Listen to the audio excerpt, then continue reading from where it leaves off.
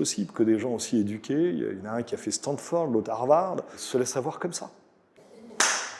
En février 2018, je suis appelé par un avocat suisse. Il représente 3 sociétés arabes, du Bahreïn, Qatar, Émirats arabes unis, qui ont créé un consortium pour négocier avec un grand groupe suisse pour la construction de centrales électriques au Moyen-Orient. Le problème, flambée du cours des matières premières, du pétrole, ils ne peuvent pas continuer le marché et ils redoutent de devoir déposer le bilan et de perdre des contrats futurs. Je me fais envoyer le contrat, je lis le contrat qui me tombe des mains, c'est une catastrophe. Il est totalement à l'avantage des Suisses et les Arabes sont fichus. On dîne ensemble, on entend surtout le bruit des fourchettes, ils se sentent humiliés et j'essaie de les distraire en leur parlant. Bon, ils me décochent des petits sourires polis. Je leur pose une question quand même. Pourquoi avez-vous signé un pareil contrat? Et ils me répondent, en fait, on ne l'a pas lu. On négocie avec des Suisses allemands, ils ont une réputation de sérieux, on était d'accord sur le principe, donc on s'est dit, c'est pas la peine de le lire.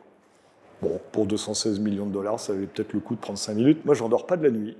Et je me dis, mais comment est-ce possible que des gens aussi éduqués, il y en a un qui a fait Stanford, l'autre Harvard, se laissent avoir comme ça? Comment se fait-il que ça bloque à un tel niveau? C'est pas un petit contrat, 12 centrales électriques, ils avaient vraiment envie de bosser ensemble. Il faut sauver ça, mais qu'est-ce qui bloque? Le lendemain matin, je demande avant de partir que finalement on tente une ultime réunion. Et au lieu de parler du contrat, je propose de les emmener en voyage.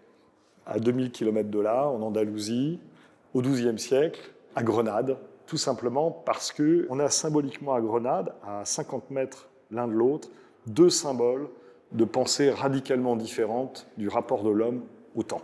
À la fin de la réunion, nous nous retrouvons tous dans la cantine du groupe suisse, et chacun avec son petit plateau, et le PDG du groupe me dit, écoutez, moi ça m'a fait réfléchir, sincèrement, nous avons de part et d'autre des gens de bonne foi, qui voulaient sincèrement contracter avec des principes, c'est vrai, mais notre pensée fait qu'on a tout figé dans les contrats. Il nous reste une chance de sauver ça. S'il vous plaît, demandez aux avocats de partir. On va travailler tout l'après-midi, puis on verra ce qu'il en sort. Donc je rentre à Paris, les avocats repartent à Zurich et à Genève. Et vers 22-23 heures, je reçois un appel téléphonique du PDG qui me dit « Écoutez, on a trouvé un accord. Revenez, on va essayer de mettre ça en forme. » Du coup, ça a fonctionné. Ça aurait pu ne pas fonctionner du tout. L'histoire est toujours racontée par les vainqueurs. Ce jour-là, ça a marché, c'est pour ça que je vous en parle. Bon, je pratique pas mal le droit international et souvent, ce ne sont pas les problèmes techniques qui sont à l'origine. C'est simplement des différences culturelles fondamentales qu'on ne prend pas suffisamment en considération. Souvent, quand on dit qu'on veut entraîner quelqu'un dans un projet, on se dit qu'il faut chercher ce qu'il y a de commun. Mais avant de chercher ce qu'il y a de commun, de mon point de vue, il faut commencer par regarder ce qu'il y a de différent. C'est-à-dire que les individus se sentent respectés pour ce qu'ils sont, qu'ils aient un peu de liberté de penser. Et une fois qu'ils se sentent respectés, ils sont prêts à partir dans l'aventure, parce que l'aventure va à ce moment-là les rassurer. S'ils ne se sentent pas respectés, l'aventure va les inquiéter. Et si les hommes sont inquiets, ils ont un réflexe naturel, ils en ont plusieurs d'ailleurs, mais l'un d'entre eux, c'est de se retourner vers le passé. Pourquoi? Parce que le passé, ils le connaissent. Ils se sentent en sécurité dans le passé. Et donc, ils vont préférer l'immobilisme au mouvement.